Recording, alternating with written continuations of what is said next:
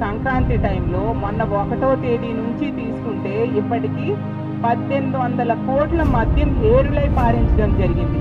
గత ఏడాది కంటే 266 కోట్లు ఎక్కువగా మద్యాన్ని తాగించారు. ఒక సంక్రాంతి 3 రోజుల్లోనే 500 కోట్ల మద్యాన్ని తాగించడం జరిగింది.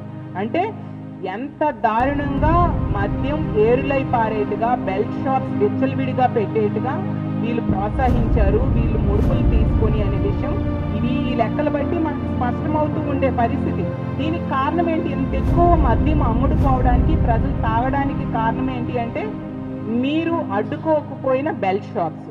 అలాగే ప్రతి కోడి పందాల దగ్గర కూడా తీసుకుంటే కోడి పందాల బరుల దగ్గర మినీ బార్లనే పెట్టేసి మద్యాన్ని డోర్ డెలివరీ చేసే పరిస్థితి.